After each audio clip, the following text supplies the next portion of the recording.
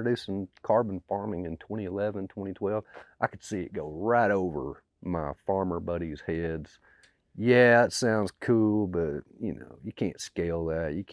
We can't produce that on our farm, you know. We can't afford that technology and stuff like that. So I've been trying to address all that stuff for 10 years, you know.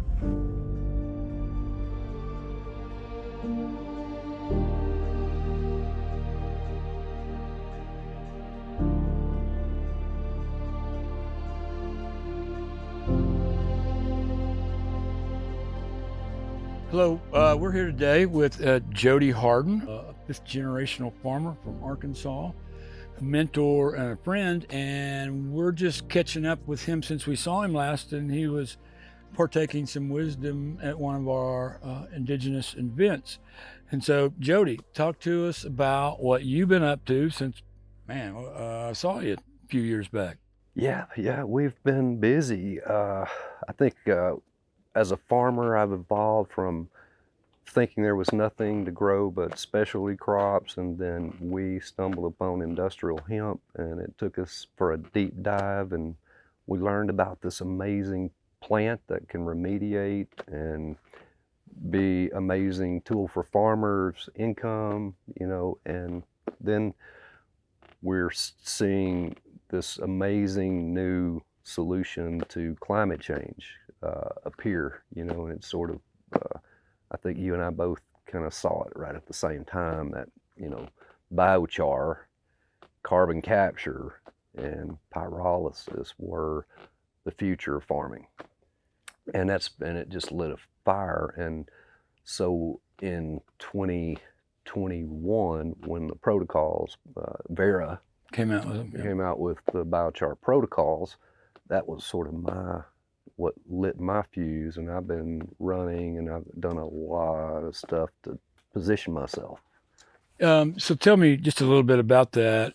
You give me a lot of credit for seeing it when you did, but you were actually doing outreach and education maybe a decade before that. Well, nobody understood or cared about biochar in 2011 when I first stumbled and went crazy about it. But there was a whole group that I stumbled onto who were like some of the pioneers, like Johannes Lehman and at Cornell, and started following him, and he's got kind of proved the science, gave it credibility, but it wasn't enough. We needed 10 more years of research, and you know, just this year in 2023, the USDA released their 10-year research report on biochar and poultry litter, and so we've been waiting all this time, you know, for the community of farmers to start embracing it, and it's really slow to be adopted. So I think both you and I are out there crusading about the power of this tool, farmers, because they haven't quite had that eye-opening aha moment where it's like, damn, where has this been all my life? You know, and that's the kind of thing I see we're introducing to farmers. We're saying, hey man, just take a moment, understand all of the cascading benefits that come with farming, carbon farming. You know, it's like, and when I started introducing carbon farming in 2011, 2012, I could see it go right over my farmer buddies' heads. Yeah, it sounds cool, but you know, you can't scale that. We can't produce that on our farm, you know.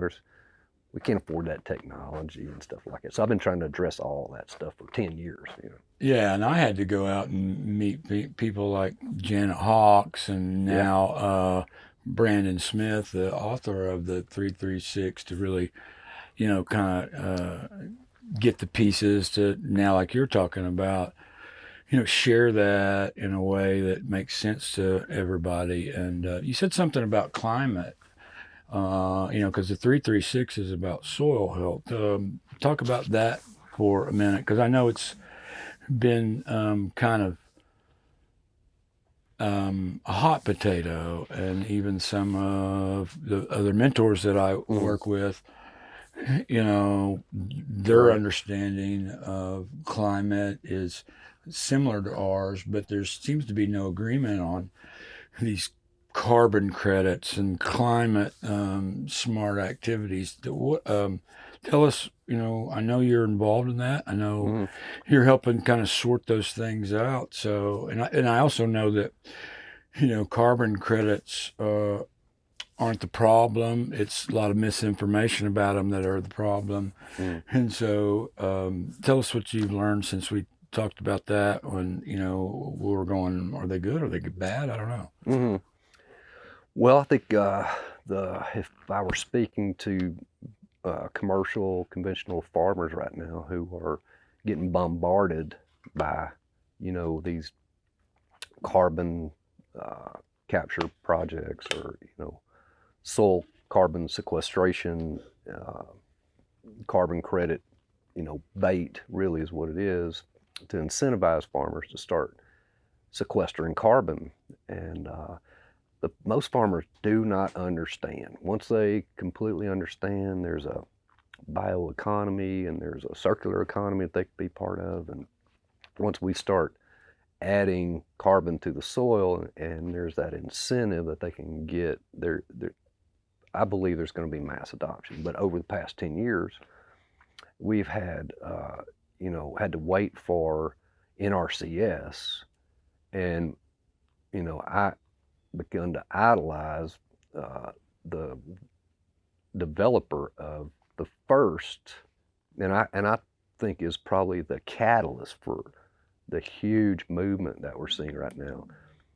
The founder, or the the person behind 336, Dr. Smith, Brandon Smith.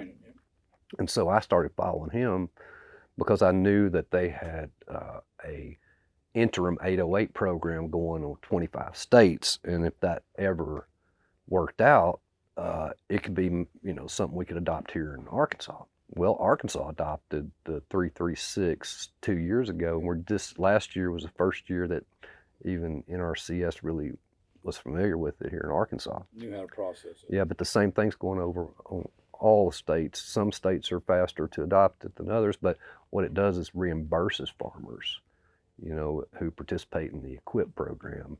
Or advances.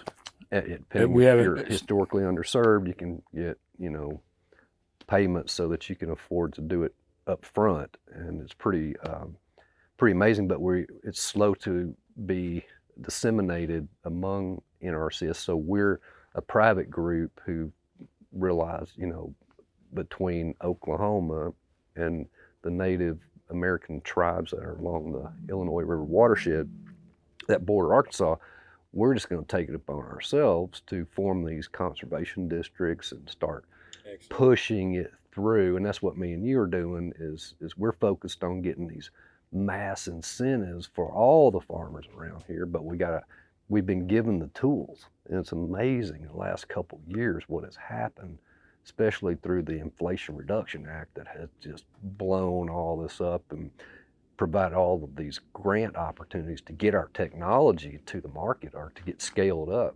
And I haven't received any of that yet, and I don't even know if I will, and it's been really freaking hard to get access to this money. But we've got 3 big grants in the pipeline.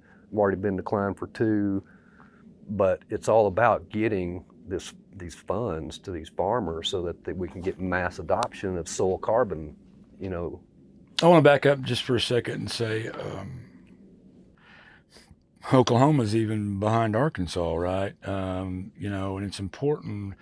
And what I'm encouraging our farmers to do is turn in the application for the 336, even if it's not in your state. We'll give you a form, because that'll allow the states to ask for the budgets for it. And I too, once I started to catch up, I moved and did an application in the early adopter, New York, where Cornell or Johans or that's Hawks, New York's ahead of everything. Yeah, and we did that, and trying to bring it forward as well. But about their grants, yes sounds like no, no, no. So you're absolutely going to be funded if you don't fund yourself. So that's the thing about these circular economies, is I'm learning from you.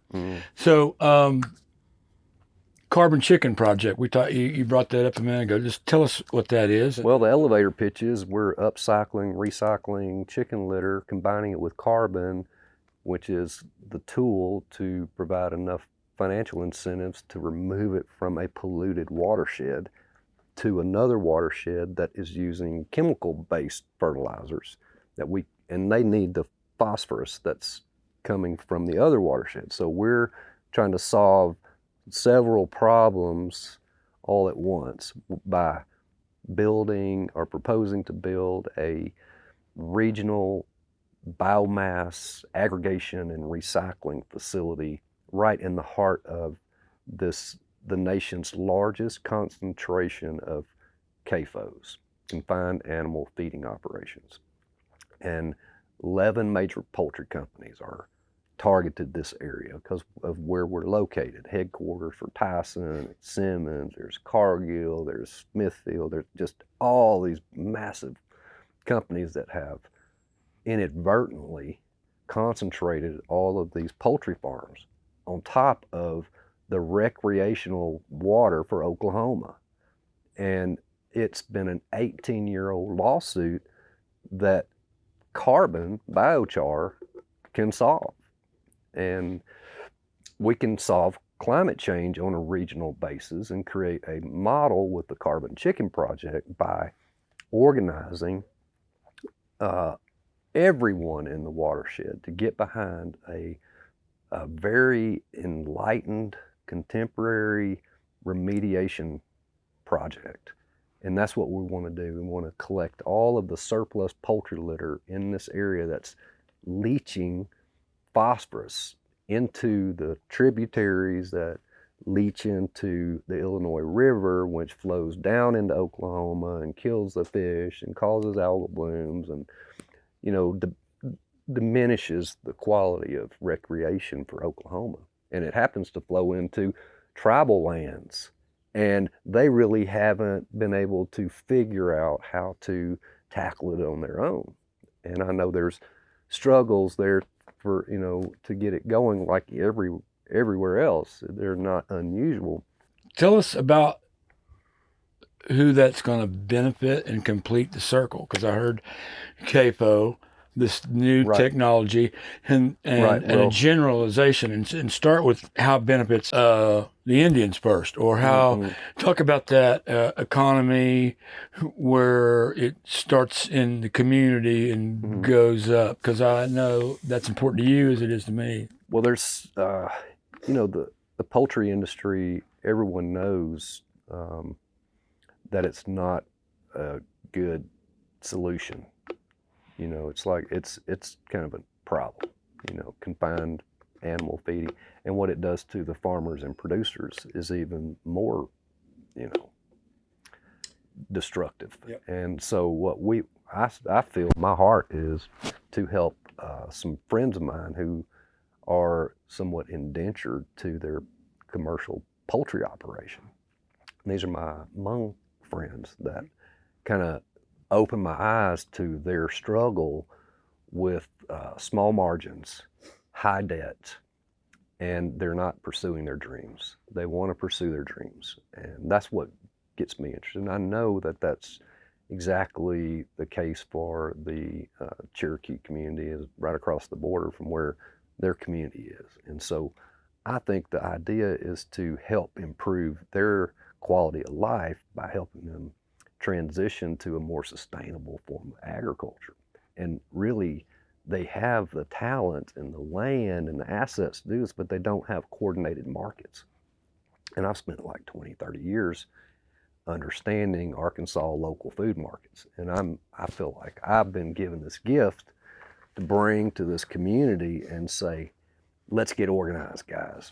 And here's how we do it. And the Carbon Chicken Project is that plan where I'm trying to map out, and we're creating like learning modules, and we're very focused on education and outreach and transitioning from conventional agriculture to organic, beyond organic. And we want to create a new carbon negative verification standard, which would be the first one to actually propose a carbon negative verification standard. We think we're the first right now. And so we are working this into a big grant that we're doing to help identify these farmers who join the Carbon Chicken Project as beyond organic. These folks are embracing everything organic, but they're doing traditional ecological knowledge incorporated into their growing practices, as well as carbon negative technology, negative emissions technology, where they're sequestering carbon that will cover their neighbors. They're sequestering so much carbon that they become a negative farming operation, where they're actually sequestering more carbon than they produce. Go back just a second and say, bless the poultry business's heart. I mean, I don't want to. We're picking on them because we're showing up for a solution, but I would probably say that it wasn't just poultry; it's agriculture in general. Of course, yeah. And so conventional row crop farming has its own demons. Yep.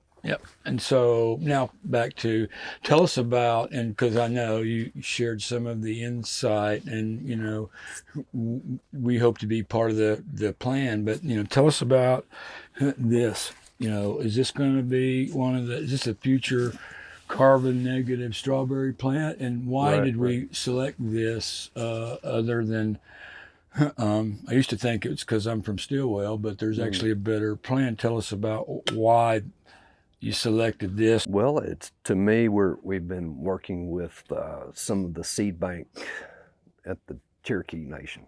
Okay, and this is a kind of a cash crop for the Hmongs that live in the area. So I grew up with this being a lifeline to my farming cash flow every year, and so was our fifth generation family farm. We depended on strawberries every spring to get our farm cash flow going.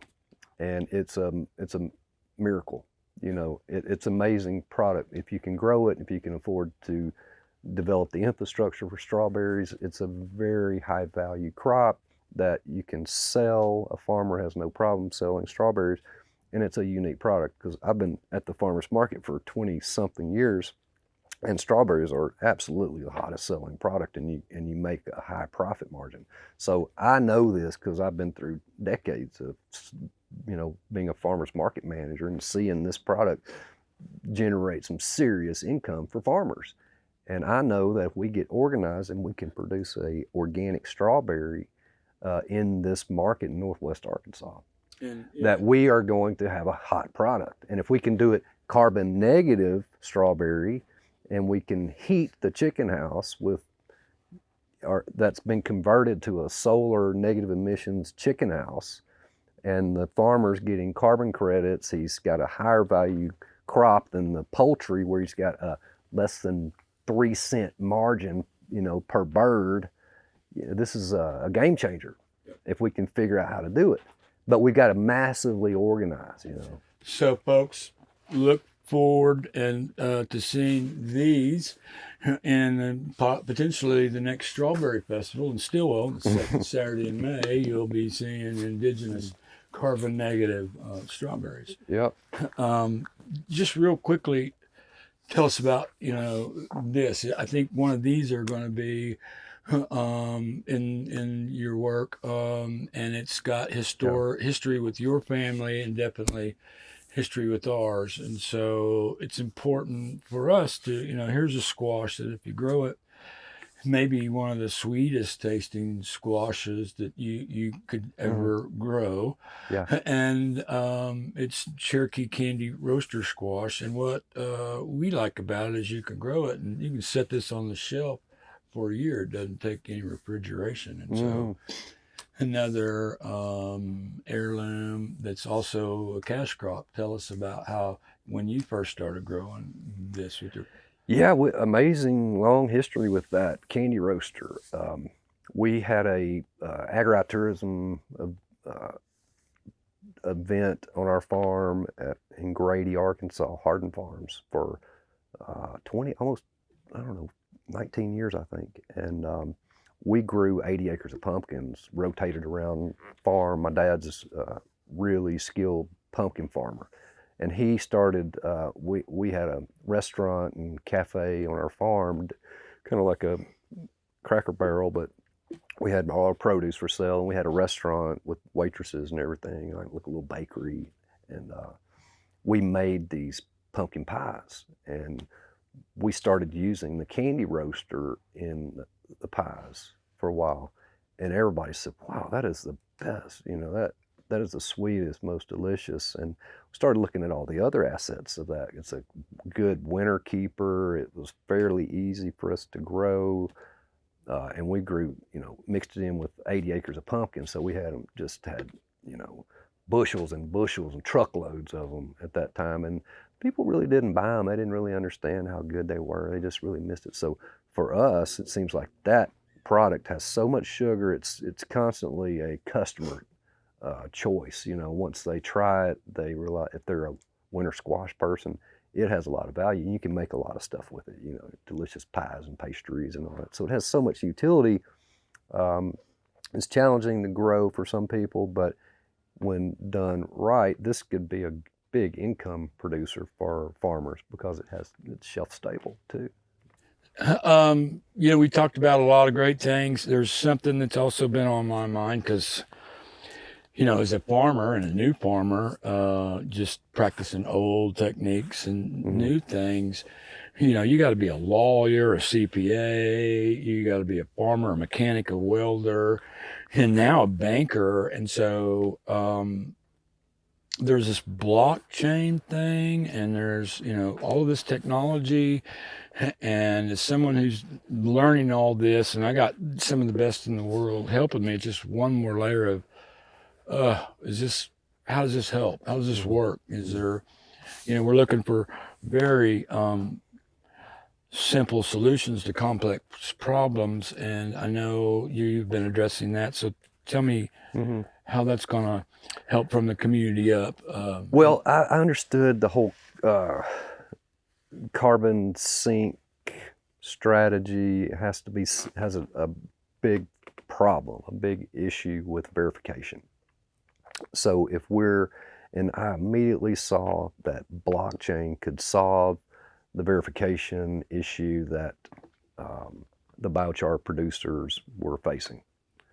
And the companies, the ESG companies who are trying to offset their carbon footprint by buying our corks or carbon offsets. And so this blockchain captured my attention in 2021 when we when the whole explosion and awareness during COVID, where we're all kind of stuck in our caves trying to wait out COVID, is when I think I could see how Carbon Chicken could be a decentralized autonomous organization. At some point it could embrace tokenomics to reward farmers, to everybody in the supply chain, to add transparency to the whole deal, and let the community. The biggest thing to me is like, how can the people that really want to reward a plan like the Carbon Chicken project, how do they support it? How do they reward it? And I see, tokenomics as a strategy that's, if I thought there was wider in support or awareness for blockchain technology, I probably would be more deep into it right now, but I'm kind of waiting for it to evolve. I'm trying to wait for the team to develop around me that I can lean on to guide this project, because I don't want to screw it up, because I'm the complexities of the blockchain platform that we want to customize and build. And I feel comfortable we're going to eventually get to it with the Carbon Chicken project, but conventional finance is starting to take me down a route that may be irreversible. So I'm kind of really struggling with that two paths diverged in a wood, which one am I going to take? And I think it's decision time. That's where we're at right now. Do we fully embrace blockchain? I think we will. There's already existing technologies and things that are coming along way faster than I can keep up with. And that's been the problem lately. Just in the last year, blockchain technology has just taken leaps and bounds, and I feel like I've been too buried beneath the trees to see the forest. You know, it's like it's been a. So that's my answer. You know, it's like I really want to build it into my whole business platform. You know. Yes, and thank you for that answer. And I know we're going to be sitting down later in the month to take a deeper dive into carbon chicken, and so we can talk more about that then, because the way that you're moving and the way things are progressing, you'll have it all figured out by the time we sit down and how we can help. And so, again, if you're wanting to learn about these things and support the Carbon Chicken Project, go to carbonchicken.com or jodyhardin.com, or reach out to him and get involved. Thanks again, Jody. Thank you.